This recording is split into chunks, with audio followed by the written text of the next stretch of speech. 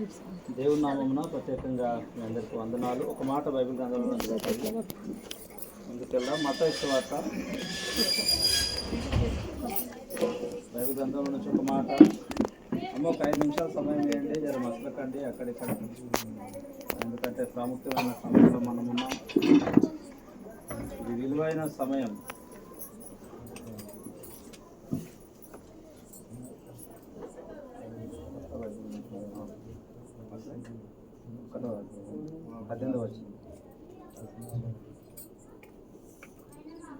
మత్తయి సువార్త 18 యేసుక్రీస్తు జనన విధం ఎట్లనగా, ఆయన తల్లి అయిన మరియా యేసేపునకు ప్రదానము చేయబడిన తరువాత వారు ఏకము కాకమునుపు ఆమె పరిశుద్ధాత్మ వలన గర్భవతిగా ఉండెను.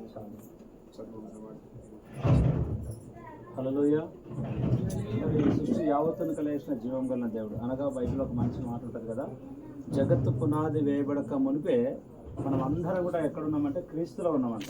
ఎక్కడున్నాం? క్రీస్తు అను అనండి ఒకసారి అందరు. బైబిల్ ఉంటుంది, ఎవడైనా క్రీస్తు పాతవి గతించిన సమస్తము క్రీస్తులో ఉన్న వ్యక్తి నూతన సృష్టి. ఎందుకంటే మనం ఒక సృష్టిలో నుంచి ఇక్కడికి వచ్చినాం. ఒక సృష్టి ఉంది, అది శాశ్వతమైంది. అక్కడ దుఃఖం ఉండదంట, ఏడుపు ఉండదంట, బాధ ఉండదంట, ఏముండదు. ఆయనే వారికి అన్నిటి ప్రతి భాషలను పుడిచివేస్తారంట. మరణం ఇక ఉండదు.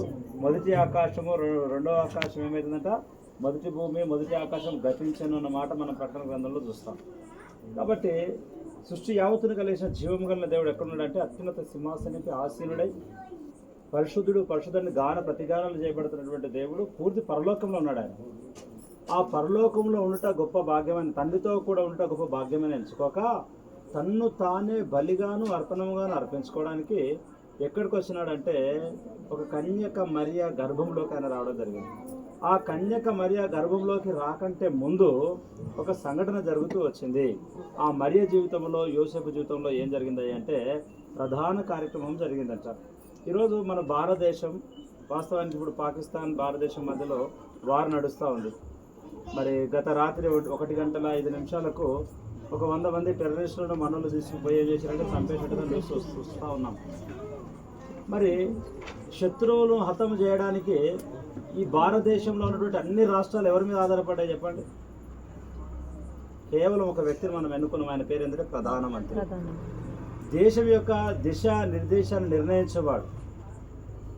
ఈ యొక్క రాష్ట్రాల్లో ఉన్న ప్రతి ముఖ్యమంత్రికి ఆదేశాలు ఇచ్చేవాడు.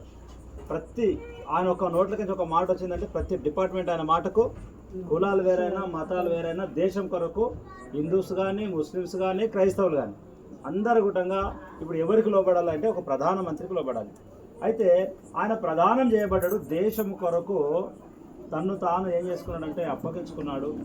బైబిల్ అంటుంది అధికారులు దేవుని భరించారు. ప్రధానమంత్రి అంటున్నాం మనం. ఇప్పుడు ఒక కార్యక్రమం చేసినాం. ఆ కార్యక్రమంకు పేరేంటంటే ప్రధాన కార్యక్రమం. ఏ కార్యక్రమమా? ఎందుకు ఈ యొక్క ప్రధాన కార్యక్రమంకి అంత విలువ ఉంది అంటే, యూదయ బెత్లెహేమ, యూదా ప్రధానుల్లో నువ్వెంత మాత్రం అల్పమైన దానవు కాదు. యూదా ప్రజలను పరిపాలించే అధిపతి నీలో నుండే బయలుదేరిన. యూదా ప్రజలలో యూదయ బెత్లెహేమ, యూదా ప్రధానుల్లో ఎంత మాత్రం నువ్వు అల్పమైన దానవు. యూదుల లోపల చాలా మంది ప్రధానులు ఉన్నారు. అయితే రాజుకు ఒక హృదయంలో కలవరం వచ్చేసేసింది. నేను రాజు ఉండగా ఇంకొక రాజు పుట్టినాడా అనే ఆలోచన రాగానే ఫస్ట్ ఆయన ఎవరిని సంప్రదించినాడంటే ప్రధాన యాజకులను పిలుస్తూ వచ్చినాడు. తర్వాత శాస్త్రులను పిలుస్తూ వచ్చినాడు, జ్ఞానులను పిలుస్తూ వచ్చినాడు. అయ్యా, మరి నేను రాజుగా ఉండగా ఇంకో రాజు పుట్టినాడంట, ఏంది ఈయన కథ అని చెప్పేసి చెప్పండి అంటే వాళ్ళు చెప్తూ వచ్చినారు. అయితే ఒక ప్రవచన వాక్యం ఉందయ్యా, యూదయ బెత్లెహేమ, యూదా ప్రజలలో ఎంత మాత్రం నువ్వు అల్పమైన దానవు కాదు.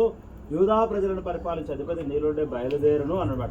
ఒక ప్రధానమైన విషయము ఏంటయ్యా అంటే కన్యక మరియ గర్భంలో యేసయ్య రావడం.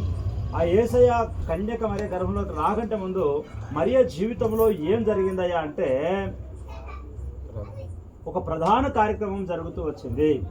మరి ఏంది ఆ ప్రధాన కార్యక్రమం అంటే, యోసేపు యొక్క ప్రక్కటెముకలో నుంచి మరియ ఉద్భవిస్తూ వచ్చింది. మనకు తెలవాలి ఒక సత్యం, మొదటి ఆదాము యొక్క ప్రక్కటెముకలో నుంచి అవ్వ ఏ విధంగా ఉద్భవించిందో, కడపటి ఆదామైనటువంటి నదుడైన యేసయ్య యొక్క ప్రక్కటెముకలో నుంచి సంఘం ఉద్భవించింది. బైబిల్ అంటుంది దేవుడు అంట ఏకాంగులను సంసారాలు చేస్తాడంట, నరుడు ఒంటరిగా ఉంట మంచిది కాదు అంట, సాటి అయిన సహాయాన్ని ఆయన కొరకు చేతునని మరి పురుషుడు యొక్క ఎముకల నుంచి ఒక ఎముకను తీసినాడు, తర్వాత తీసుకొచ్చి ముందు పెట్టినాడు. ఆ తర్వాత వారిని ఏం చేసినట్టే జతపరుస్తూ వచ్చినాడు. ఇప్పుడు ప్రధాన కార్యక్రమం ఏంటంటే, ఇప్పటి వరకు ఈ రోజు వరకు మరి శిల్పమ్మ తన యొక్క ఏ దేహంలో నుంచి తీయబడ్డదో మనకు తెలియదు. వివాహం చేయాలన్న ఆలోచన మనకు వచ్చింది, ఇరువురి కుటుంబస్తులకు, పెద్దలకు, దైవజనులకు అందరికి శిల్పమ్మ వివాహం చేయాలి, రాహుల్ వివాహం చేయాలి అనే ఆలోచన వచ్చింది. కానీ ఈ ఆలోచన పుట్టించిన వ్యక్తి ఎవరు? బైబిల్ ఉంటుంది తమ మనసులో దేవునికి చోటు. దేవుడు ఏడుంటాడంటే మనసులో ఉంటాడు. మన మనసులో ఒక ఆలోచన చేస్తున్నామంటే మనసులో ఆయన ఉంటాడు. వివాహం చేయాలి. బైబిల్ ఉంటుంది వివాహం అన్ని విషయాల్లో ఘనమైనది, ఒక ఘనమైన కార్యము, దేవుని దృష్టిలో ఘనమైనది. మరి ఘనమైనటువంటి కార్యం చేయడానికి దేవుడు మనందరి హృదయంలో ఒక ఆలోచన పుట్టించినాడు. ఇప్పుడు శిల్పమ్మ ఏ ప్రధానమైన వ్యక్తిలో నుంచి ఆమె బయటకు వచ్చింది మనకు తెలియదు. జగత్తు పునాది వేయబడక మనం క్రీస్తులో ఉన్నాం, క్రీస్తుతో మనం ప్రధానం చేయబడి ఉన్నాం. ఈ లోకయాత్ర ముగించిన తర్వాత మరలా మనం క్రీస్తులోకే వెళ్ళాలి. బెతానియ గ్రామంలో ఒక రోజు చేసి అడుగు పెట్టినాడు. లాజరు అనే వ్యక్తి చనిపోయినాడు. అందరూ అంటున్నారు ప్రభు అని ఇక్కడ ఉంటే సహోదరుడు చనిపోయేవాడు. ఆయన ప్రభు అంటున్నాడు, పునరుత్థానమును జీవమును బ్రతికిన ఆయన విశ్వాసం వచ్చిన వాడు ఎన్నడికి బ్రతికిన లాజరు తన జీవితంలో నా యందు విశ్వాసం ఉంచి మరి నిద్రించినాడు, సమాధికి దారి తీయండి అన్నాడు. లాజరు బయటికి రాంటే ఏమన్నాడు? మరి 4 రోజులు ఎక్కడున్నాడు అంటే లాజరు అంటే క్రీస్తులోనే ఉన్నాడు. పరలోకంలో ఉండాల్సినటువంటి క్రీస్తు ఎక్కడికి వచ్చినాడంటే భూమికి వచ్చేస్తున్నాడు. కాబట్టి ఇప్పుడు దివ్యజ్యోతి గారు ఎక్కడి నుంచి తీయబడ్డదంటే రాహుల్ యొక్క ప్రకటింపుల నుంచి తీయబడ్డది. ఇప్పుడు దేవుడు ఏం చేసినాడంటే ఇది యెహోవా ఏర్పాటు చేసిన దినము, దీని యందు మనం ఉత్సాహించి సంతోషించాలి. ఒక ప్రధాన కార్యక్రమం, ఒక దినాన్ని దేవుడు ఏర్పాటు చేసి ఏం చేసినాడంటే ఆమె ఏ దేహంలో తీయబడ్డదో ఆ దేహానికి ఆమె అటాచ్ చేయబడ్డది. దీన్ని మనం ఏమంటామంటే ప్రధాన కార్యక్రమము అంటున్నాం. హల్లెలూయా. ఇది ప్రధానమైందంటారా కాదంటారా? విలువైందంటారా కాదంటారా? యోసేపు మరియమ్మలు వాళ్ళకు ప్రధాన కార్యక్రమం అయిన తర్వాత వాళ్ళు ఏకం కాకముందే పరిశుద్ధాత్మ ద్వారా ఏం జరిగిందంటే నజరేయుడైన యేసయ్య ఆయన జన్మ విధం ఎట్లా మొదటి ప్రధాన కార్యక్రమం. ఆ కాలంలో ప్రధాన కార్యక్రమం అయ్యిందంటే ఒక మాట చెప్పాలంటే వివాహం అయిపోయినట్టే. హల్లెలూయా. అందుకనే యోసేపు నీతిమంతుడై ఉండి మరియను అవమాన పరిచనులక అన్న మాట మనం చూస్తున్నాం. ఎందుకంటే ప్రధానం అయిపోయింది, ఎంగేజ్మెంట్ అయిపోయింది. తన భార్య మరి ఇప్పుడు ప్రభువును కాపాడాల్సిన అవసరము ఉన్నది, ఆ శిశువును తీసుకొని వెళ్ళాల్సిన అవసరము ఉన్నది. ఆ పూర్తి బాధ్యతను యేసుకు దేవుడు అప్పగించినట్టుగా మనం చూస్తూ ఉన్నాం. కాబట్టి ఈరోజు మరి వాస్తవానికి దివ్యజ్యోతి మరి జ్ఞానరత్న గారి యొక్క గర్భంలో, సత్యం గారి గర్భంలో దేవుడు ఇచ్చినాడు. బైబిల్ ఉంటుంది తన ప్రియులు నిద్రిస్తుండగా ఆయన వారికి అనుగ్రహిస్తున్నాడు. కుమారులు కానీ కుమార్తెలు కానీ యెహోవా అనుగ్రహించు స్వాస్థ్యం, గర్భఫలమైనచ్చు బహుమానం. మరి ఒంటరిగా ఉండటం మంచిది కాదు, రాహుల్ ఒంటరిగా ఉండటం మంచిది కాదు, దివ్యజ్యోతి ఒంటరిగా ఉండడం మంచిది కాదు. అయితే వారికి సాటి అయిన సహాయం కావాలని దేవుడు కోరుకున్నాడు. రాహుల్కి సాటి అయిన సహాయం ఎవరంటే దివ్యజ్యోతి అనేటువంటి విషయము బంధువులుగా మనకు అర్థమైంది, స్నేహితులుగా మనకు అర్థమైంది, దైవజనులుగా మనకు అర్థమైంది. కనుక ఇది దేవుని చిత్తం అని భావించి ఈరోజు బంధువుల మధ్యలో, స్నేహితుల మధ్యలో అందరం కలిసి ఘనంగా ఈ యొక్క ప్రధాన కార్యక్రమాన్ని నిర్వహించడము జరిగింది. ఈరోజు ఇప్పుడు మనం ఏం చేయబోతున్నామంటే ప్రధాన కార్యక్రమం ఎలాగైపోయింది కనుక ఇప్పుడు తన యొక్క ప్రధానమైనటువంటి వ్యక్తి దగ్గరికి తనను పంపించే సమయము ఆసన్నమైన సపోర్ట్ కూడా దేవుని పరుద్దామా. బైబిల్ అంటుంది ఏ గూటి పక్షి కొంతమందికి నోటికి వస్తుంది, నోట్లకే వస్తలేదు. కొంతమందికి ఇష్టం లేనట్టు భర్తల దగ్గర పోవడం, కొంతమందికి ఇష్టం ఉండదు భార్య దగ్గర పోకపోవడం, దూరంగా ఉంటేనే బాగుండేట్టు బతుకుతున్నారు చాలా మంది. అట్లేం లేదు. దేవునికి స్తోత్రం కలుగును గాక. ఏ గూటి పక్షి ఆ గూటికి స్త్రీ తన స్వజనాన్ని పలుకుండమ్మా మానవాలే. బైబిల్ సత్యాన్ని మనము సత్యంగానే తీసుకోవాలి. స్త్రీ తన స్వజనాన్ని మరవాలి. ఏం చేయాలా? రూత్ అంటది అత్తతో నయముతో, నీ జనమే నీ దేవుడే, మరణము తప్ప నేను నన్ను ఏది. అత్తోళ్ళ ఇంట్లో 25 సంవత్సరాలు, అమ్మ నాన్న వాళ్ళ ఇంట్లో 30 సంవత్సరాలు ఉంటుంది ఆడపిల్ల. 25 సంవత్సరాలు 30 సంవత్సరాలు. కానీ అత్తోళ్ళ ఇంట్లో ఎన్ని సంవత్సరాలు ఉండాలా? ఊపిరి వెళ్ళిపోయేంత వరకు. అంటే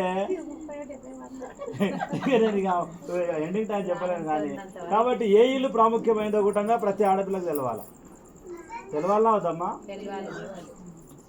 ఇప్పుడు ఇంట్లోకే చెల్లిపోయినామంటే ఇంకొక ఇల్లు, వారు సంపాదించిన ఆస్తి, వారికి ఉన్న సమస్తము ఆడపిల్ల చేతిలో. అందుకనే జ్ఞానవంతురాలు తన ఇల్లును కడుతుంది. 3 రాళ్ళు ఉన్న ఇల్లును ఆ ఇంట్లో పోయి మా అమ్మనే బాగుండే, మా అయ్యనే బాగుండే, మా అన్ననే బాగుండే, మా తమ్ముడే బాగుండే అంటే అమ్మ శిల్పమ్మ జాగ్రత్త వినాలి. ఇది మరిసే సమయము. ఎందుకంటే ఒకటి వదిలిపెడితే ఇంకోటి ఇస్తాడు దేవుడు. ఇదిగో పాతవి సమస్తము. దేవుడు ఒక పక్షి రాదంటే తన గూడు జరుపుతుంది. ఎందుకొరకు? తన పిల్లల రెక్కలకు ఏం రావాలి? అవి కూడా మరల గూట్లను తయారు. మనం ఫలించాలి, అభివృద్ధి చెందాలి, విస్తరించాలి అంటాడు కదా. నీ గుడారపు స్థలం విశాలపరచు, నీ కుడివైపు ఎడవైపు ఆదాము ఒక్కని పట్టుకొని నువ్వు ఫలించు, అభివృద్ధి చెందు, విస్తరించన్నాడా? ఎప్పుడు బ్లెస్ చేసినాడు? అవ్వను తీసుకొచ్చి వాళ్ళని జతపరిచిన తర్వాత చెప్పినాడు, మీరు ఫలించండి, అభివృద్ధి చెందండి, విస్తరించండి, భూమిని ఏం చేయాలంట? నిండించండి అనండి. నిండించబడాలి. హల్లెలూయా. కాబట్టి శిల్పమ్మ జీవితంలో తను ఒంటరిగా ఉండడం మంచిది కాదని దేవుడు ఈ దినాన్ని నిర్ణయించినాడు. ఇదంతా దేవుని ప్రణాళిక. దీన్ని అవునని కానీ కాదని కానీ మనము చెప్పలేము. కాబట్టి ఆయన ప్రణాళికలో భాగంగా ఈరోజు ఒక అద్భుతమైనటువంటి కార్యక్రమం జరిగింది. ఇప్పుడు తను ఎవరి కొరకు సాటి అయిన సాయంగా తను చేపడదు, అక్కడికి పంపించాల్సిన అవసరం సమయం ఆసనమైంది కనుక బంధువులుగా, స్నేహితులుగా మరి ఈ టైం ఎట్లా అంటే ఇంతకుముందు ఫోటోగ్రాఫర్ అన్నట్టున్నాడు, అయినా ఇంకొద్దిసేపు అయితే ఏడ్చుడు కార్యక్రమం స్టార్ట్ అవుతుంది, నన్ను తొందరగా పంపిస్తే మంచిది అంటున్నాడు ఆయన. ఎందుకంటే ఒక అమ్మాయిని ఇంటికి పంపించాలంటే కొంచెం దుఃఖం, కొంచెం బాధ ఉంటుంది వాస్తవానికి, కానీ బాధపడాల్సిన టైం ఇది కాదు. ఎందుకంటే ఆమె ఫలించడానికి, అభివృద్ధి చెందడానికి, విస్తరించడానికి ప్రతి వ్యక్తి జీవితంలో ఈ ఘటన అనేది తప్పకుండా దాటాల్సిందే, ఇది జరగాల్సిందే. కాబట్టి మరి ఒక బాధ్యతను దేవుడు ఇచ్చినాడు కుటుంబానికి. జ్ఞానరత్నం గారికి ఒక మంచి బాధ్యతను ఇచ్చినాడు, చక్కటి కుమార్తెను ఇచ్చినాడు. మరి ఈ కుటుంబంలో ఎందుకు తాను జన్మించిందంటే వీరు మాత్రమే సమర్థులని, సంఘానికి, సమాజానికి అనేకులకు ప్రయోజనకరమైన బిడ్డగా ఆ బిడ్డను పెంచి పోషించే వాళ్ళు, మరి ఆమెకు విషయంలో కేర్ తీసుకునే వాళ్ళు ఎవరని దేవుడు ఆలోచించినాడు. వారిని నమ్మినాడు, వారి గర్భంలో బిడ్డను పెట్టినాడు, ఎదిగింది, పెద్దదైంది, చక్కటి మరి రక్షణ, మారుమనసు, పాపక్షమాప అనుభవం, తర్వాత ఉద్యోగం, తర్వాత అన్ని విషయాల్లో ఆ బిడ్డను దేవుడు ఆశీర్వదిస్తూ వచ్చినాడు. ఈరోజు ప్రధాన కార్యక్రమం జరగడానికి ప్రభు కృప చూపిస్తూ వచ్చినాడు. కాబట్టి ఏమాత్రం చింతించకుండా ఒక ప్రధాన కార్యక్రమం అయిన కుటుంబంను బట్టే ప్రభువు ఈ లోకంకి వచ్చినాడు. ఆ తర్వాత చనిపోయిన వాడు తిరిగి లేపినాడు, చనిపోయి తిరిగి లేచినాడు. మధ్యాకాశంలోకి నేను మరలా రాబోతున్నాను, అక్కడ ఒక వివాహం జరగబోతుంది, గొర్రెపిల్ల వివాహోత్సవ సమయం ఆసన్నమైనది, పిలువబడిన మీరందరూ ధన్యులు అన్నటువంటి మాట మనం చూస్తాం. మధ్యాకాశంలో ఒక వివాహం కొరకు మనం అందరూ వెళ్ళాలి. మచ్చైన డాగైన మర్యాద లేకుండా నిర్దోషమైన, నిష్కలంకమైన ఒక నూతన సంఘముగా, నూతన వధువుగా మనం సిద్ధపరచడానికి మన కొరకు తను తాను ఏ విధంగా అయితే ఆయన బలిగా, అర్పణగా అర్పించబడ్డాడో, మరి ఆయన మధ్యాకాశంలో మనం ఆయన ఎదుర్కోవాలంటే ఈ లోకంలో మనం సిద్ధపడాలి. పెళ్లి కుమారుడికి గదిలో నుంచి రావాలి, పెళ్లి కుమారుడు అంతపురం నుంచి రావాలి, ఆ తర్వాత అక్కడ వివాహం జరగబోతుంది. అయితే ఈ లోకంలో కూడా ఒక వివాహ వ్యవస్థను దేవుడే ఏర్పాటు చేసినాడు కనుక ఈరోజు ప్రధాన కార్యక్రమం అయితే అయిపోయింది. రేపటి దినం అంటే ఈరోజు వచ్చేసేసింది ఆల్రెడీ. ఈరోజు దినమున ఏం జరగబోతుంది? వివాహం జరగబోతుంది. మన అందరు కూడా ఆహ్వానం ఉన్నది. కాబట్టి ఆ వివాహం ఘనంగా జరిగినట్టుగా మనం ప్రార్థన చేద్దాం. ఈ ముందున్న కార్యక్రమం అంతటినీ వారి జీవితంలో దేవుడు వారిని ఫలింపజేసి, విస్తరింపజేసి, ఆశీర్వదించి అనేకులకు దీవెనకరంగా మార్చాలని మనసులో కోరుకుంటూ ఈ మాటలు ముగిస్తున్నాను. దేవుడు ప్రత్యేకంగా రాహుల్ని వారి దేవజ్యోతిని దీవించి ఆశీర్వదించునుగాక. అందరి కళ్ళు మూసుకుంటాం, ప్రార్థన చేసుకుంటాం. అద్భుతమైన వాక్యాన్ని విన్నాం. మరి అదే విధముగా మరి ఆభరణాల కొరకు కూడా వచ్చిన మాట ప్రార్థన చేయబడుతుంది. మరి లేమనే ప్రార్థన చేస్తారు, అనంతరం ధరింపజేసి